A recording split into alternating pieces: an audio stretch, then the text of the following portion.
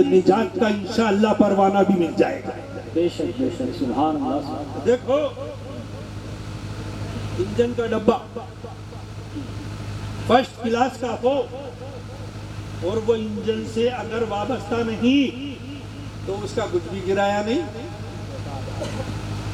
اور اگر مال گاڑی کا ڈبہ ہے یا تھرڈ کلاس کا ڈبہ ہے اور وہ ریلوے انجن سے ملا ہوا ہے، وابستہ ہے، تو اس کا کرایہ بھی ہے اور اس کی قیمت بھی ہے۔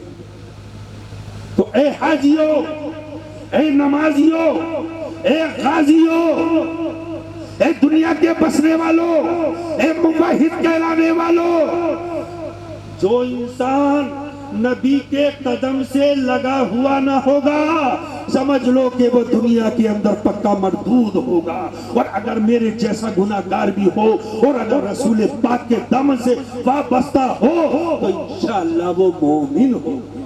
بے شک سبحان اللہ۔ وہ مومن ہوگا۔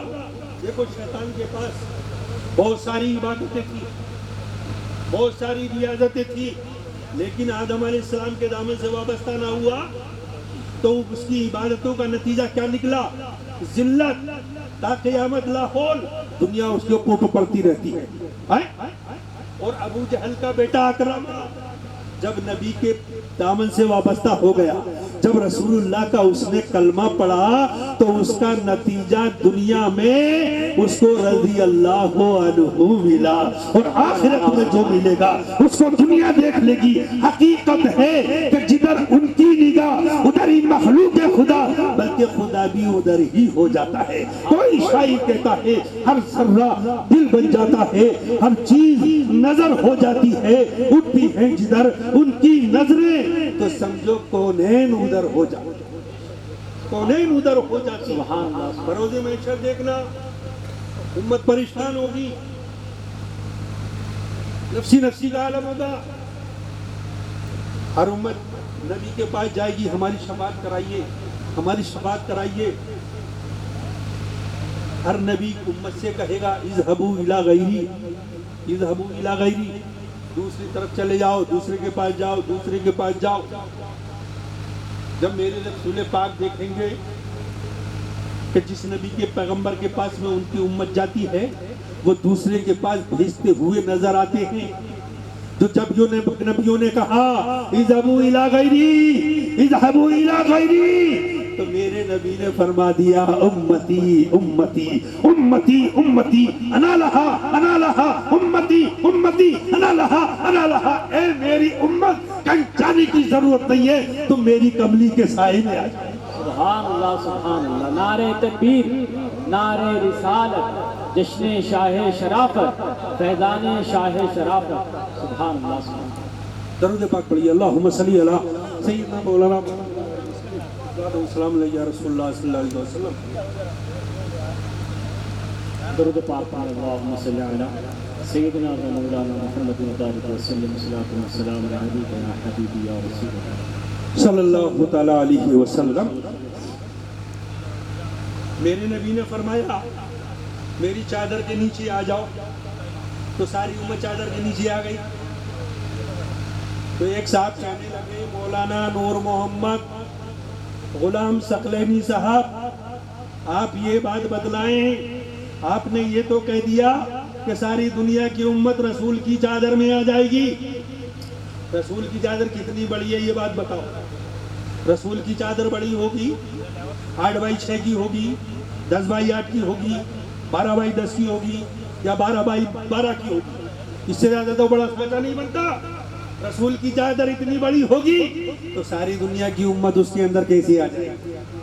ہم نے کہا کہ سنو، کہ سورج کتنے کہا ایک، کہا ہندوستان میں، کہا ہندوستان میں بھی ایک ہی ہے بھائی، کہا دبئی میں، کہا وہاں بھی ایک، مصر میں ایک، سعودی میں ایک، چین و جاپان میں ایک، سوڈان مکران میں ایک، لبنان میں ایک، افغانستان میں ایک، چین و جاپان میں ایک۔ سورج جہاں بھی جاؤ ایک ہی ہے۔ جب ایک سورج اپنی نور کی شعاؤں سے، اپنی نور کی کرنوں سے ساری دنیا کو روشن کر سکتا ہے تو ہمارا عقیدہ ہے کہ ساری دنیا کی امت رسول اللہ کی کملی میں بھی آ سکتی ہے۔ سبحان اللہ سبحان اللہ، بے شک۔ اور جس کو میرے رسول کی چادر مل جائے گی سمجھو کہ اس کو جنت بھی ضرور ہی مل جائے گی۔ آؤ میرے خواجہ کی بارگاہ میں چلتے ہیں۔ جبکہ میرے خواجہ غریب نواز پر اجمیر کی دھرتی پر پانی کو بند کر دیا گیا تو میرے خواجہ نے 2-4 لوگوں کو اپنے ساتھ میں لیا اور راستے میں گھومنے کے لیے چل دیے۔ راستے میں جا رہے تھے، جاتے جاتے دیکھا کہ ایک چبوترا ہے اونچا، اس چبوترے پر ایک پتھر کی گائے ہے بنی ہوئی، موٹی تازی گائے تھی۔ میرے خواجہ نے فرمایا کہ یار پیاس لگی ہے، یہاں پر کوئی رہتا ہے اس کو بولو ذرا پانی پلائے۔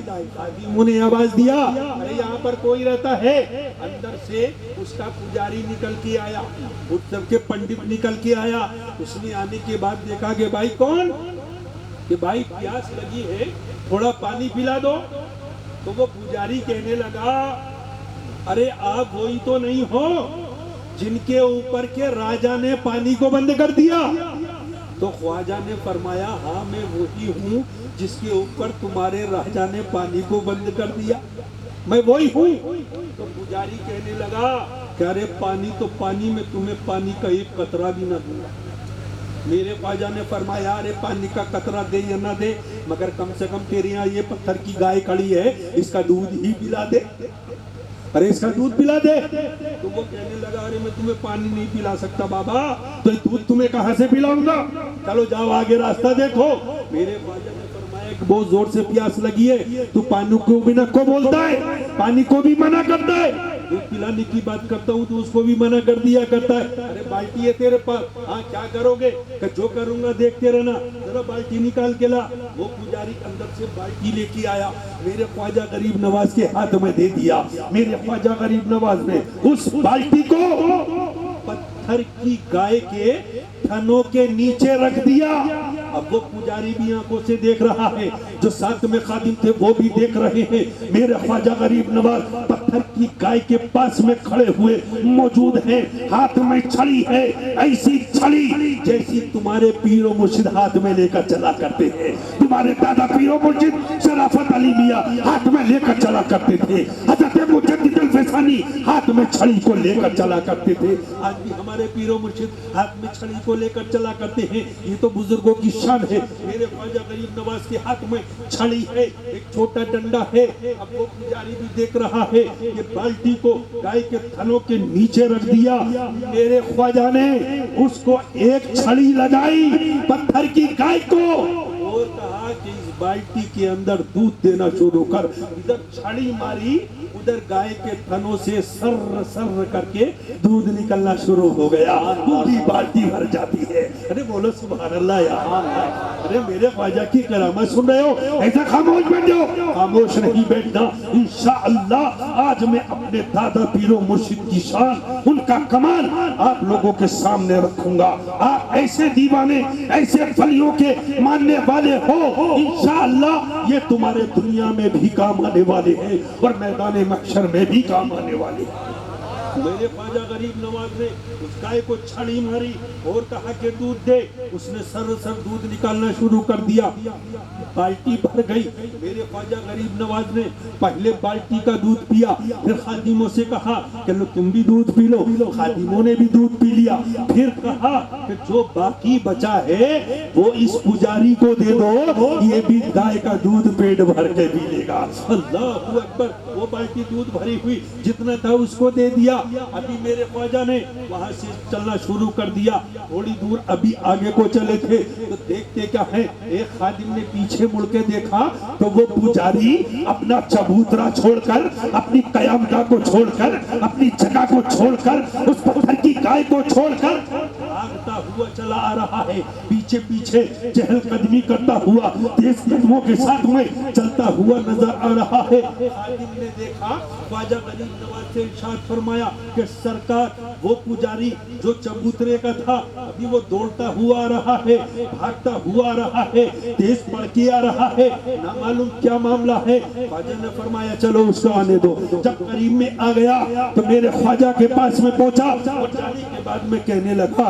اے میرے خواجہ مجھے کلمہ پڑھا کے داخل اسلام فرما دو، مجھے کلمہ پڑھا دو، مجھے مسلمان بنا دو۔ میرے خواجہ نے فرمایا، ارے کیا تجھے راجہ سے ڈر نہیں لگتا؟ کہا پہلے لگتا تھا، اب میں نے راجہ کو چھوڑ دیا، اب مجھے ڈر نہیں لگتا، اب تو میں خواجہ کا دیوانہ بننے کے لیے آ گیا ہوں۔ اللہ اکبر، خواجہ کا متوالا بننے کے لیے میں آ گیا ہوں، اب کسی کی ڈر کی ضرورت نہیں ہے۔ میرے خواجہ مجھے کلمہ پڑھا دو۔ کیا اتنی جلدی کیا ضرورت ہے؟ ابھی تم نے کیا دیکھا؟ ایک ہی بات کو دیکھ لیا اور کلمہ پڑھنے کے لیے تیار ہو گئے۔ وہ کہنے لگ جاتا ہے، اے میرے خواجہ ایک ہی بات کو دیکھ کر میں نے جان لیا، میں نے مان لیا، میں نے پہچان لیا، جب اجمیر کے خواجہ کا یہ عالم ہے تو مدینے کے راجہ کا عالم کیا ہوگا؟ سبحان اللہ، نعرہ تکبیر، نعرہ رسالت، فیضان غریب نواز، فیضان شاہ شرافت، سبحان اللہ۔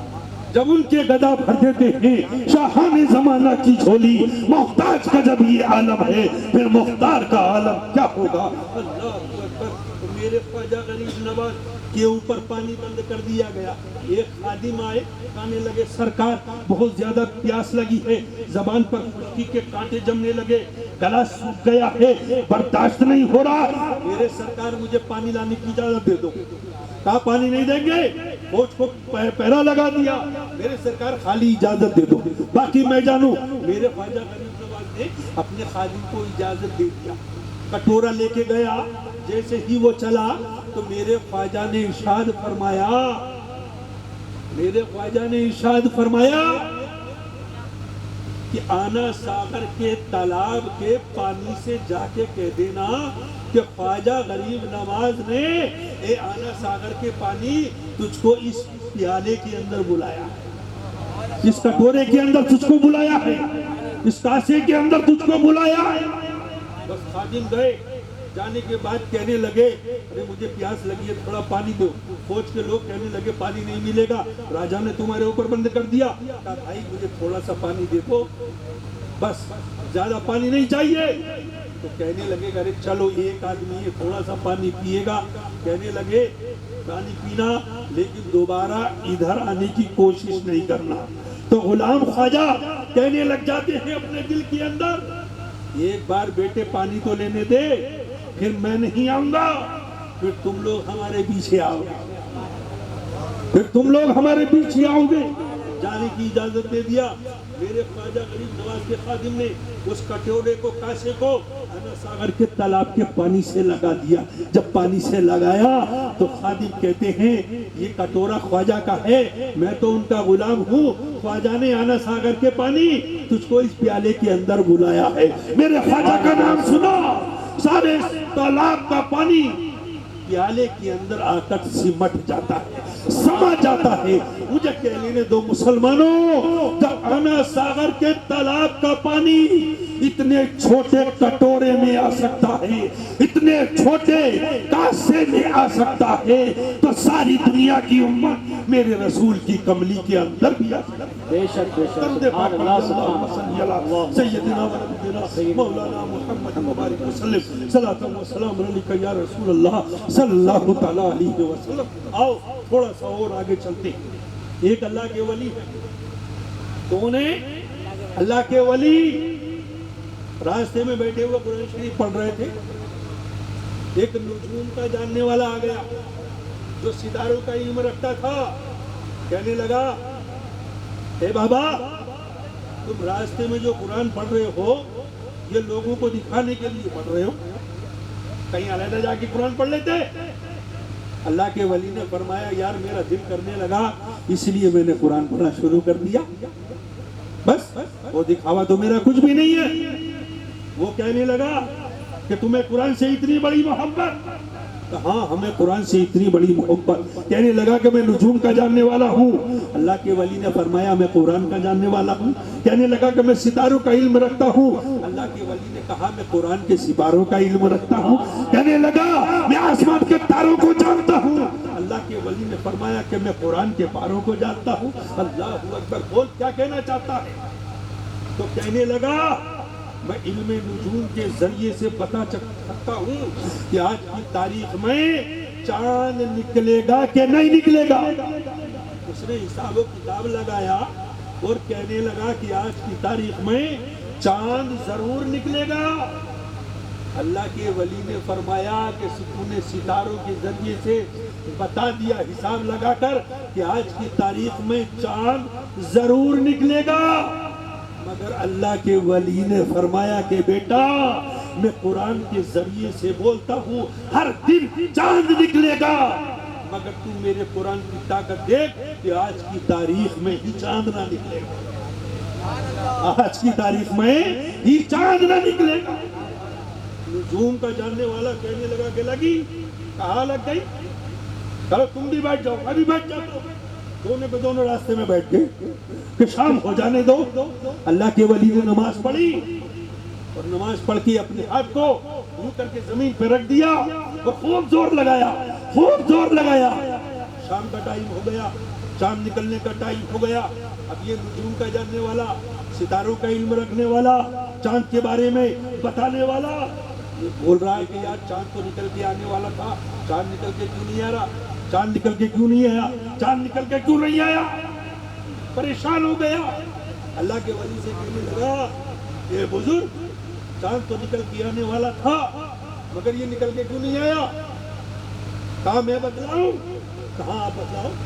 کہا تو نے مجھ کو کس حالت میں دیکھا؟ کہ میں نے اس حالت میں دیکھا کہ جب آپ نے نماز پڑھی تھی تو آپ نے اپنے ہاتھ کو زمین پر رکھ دیا تھا اور خوب زور لگایا ہاتھ رکھ کے. پھر اس کے بعد میں آپ نے ہاتھ ہٹا لیا. کہا تو نے دیکھ لیا؟ کہا دیکھ لیا. کہ تیرا علم یہ کہتا ہے کہ چاند نکلنے والا تھا, یہ تیرے علم نجوم کی پاور تھی اور یہ میرے قرآن کی طاقت ہے کہ نکلنے والے چاند کو ہم نے اپنی ہاتھ کی ہتھیلی میں چھپا لیا. ہم نے اپنے ہاتھ کی ہتھیلی میں چھپا لیا. مسلمانوں مجھے کہہ لینے دو, جب ایک اللہ کا ولی آسمان کے چاند کو اپنی ہتھیلی کے نندس چھپا سکتا ہے تو ساری دنیا کے اندر میرے رسول بھی اپنی کملی کے اندر ساری دنیا کی امت کو چھپا سکتی ہے. بڑی درود اللہم صلی علی سیدنا و نبینا و مولانا محمد مبارک وسلم. صلاۃ و سلام علیکہ یا رسول اللہ, یا نبی اللہ, یا حبیب اللہ صلی اللہ تعالی علیہ وسلم. کوئی بھائی صاحب تقریر فرما رہے تھے تو ایک شخص نے آ کے سوال کر دیا کہ حضرت آپ یہ بات بتلاؤ کہ مومن کا دل کہاں رہتا ہے. بولو کہاں مومن کا دل, سب بولو کہاں رہتا ہے. بولے بائیں پہلو میں پستان کے نیچے رہتا ہے. بائیں پہلو میں پستان کے نیچے رہتا ہے. تو وہ سوال کرنے والا کہنے لگا کہ یہاں پر تو کافر کا دل بھی رہتا ہے, مشرک کا دل بھی رہتا ہے, منافق کا مرتد کا دل بھی رہتا ہے.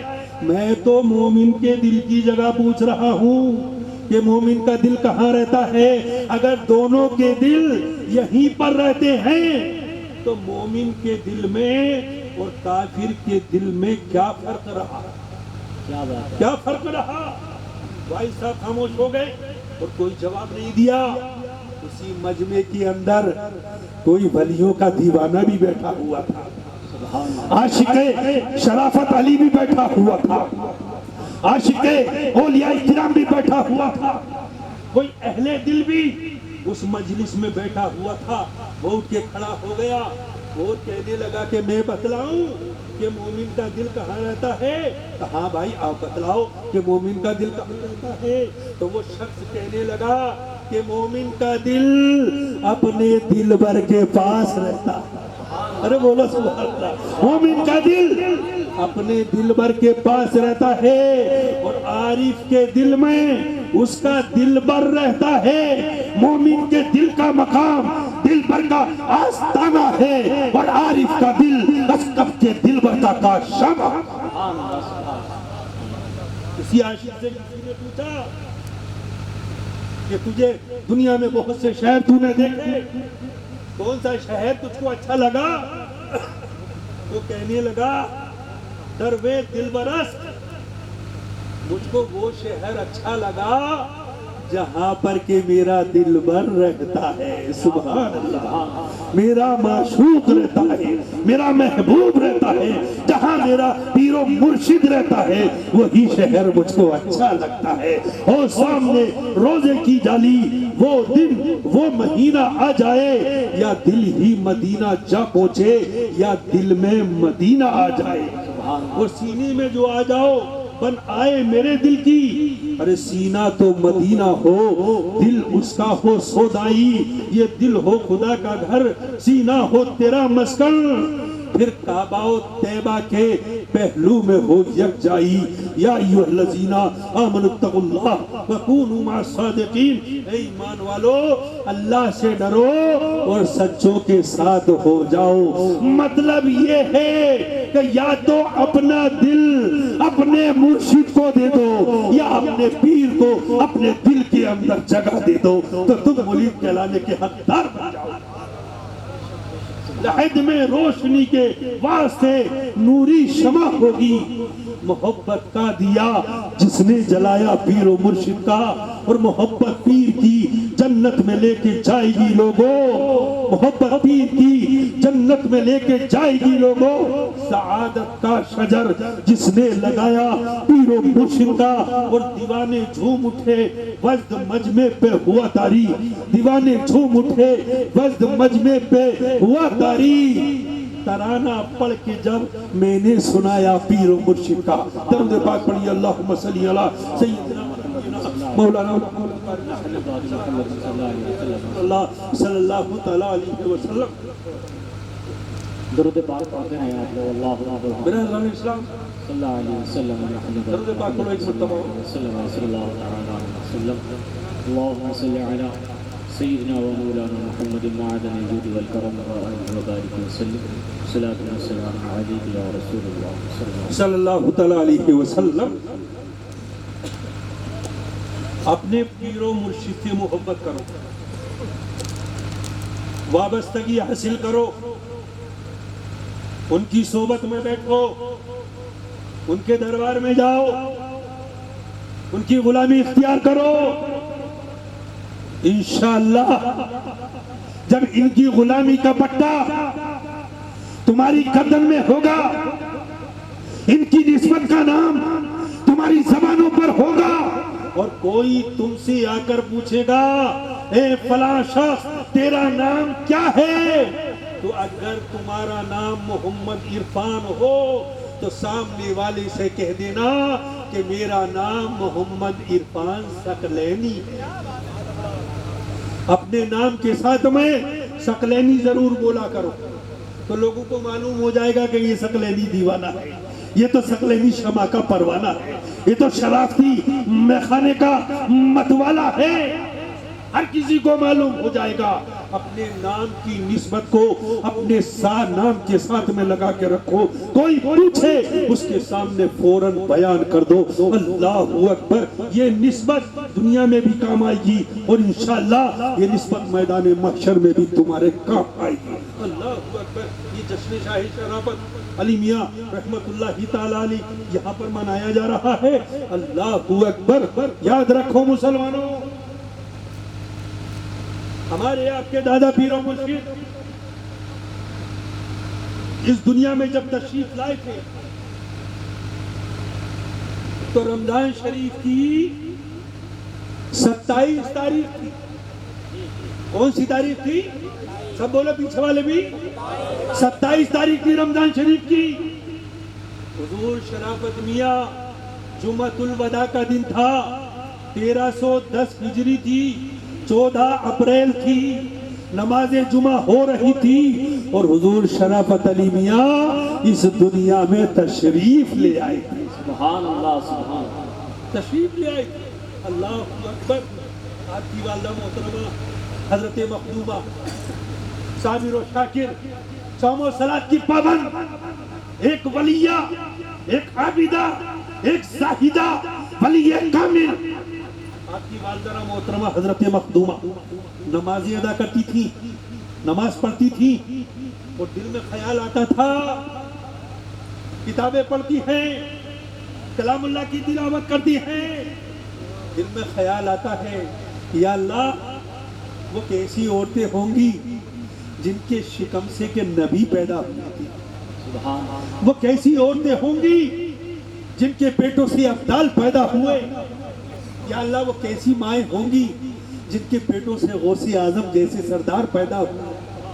وہ کیسی عورتیں ہوں گی کہ جن کی شکم سے خواجہ جیسے مجدد الفسانی جیسے باکمال بزرگ پیدا ہوئے. رب کی بارگاہ میں دعا مانگتا ہوں یا اللہ میری دعا ہے پروردگار تو میرے شکم سے بھی ایک ایسی اولاد کو پیدا کر دے جو تیرا نام لینے والا ہو، تیرا ذکر کرنے والا ہو.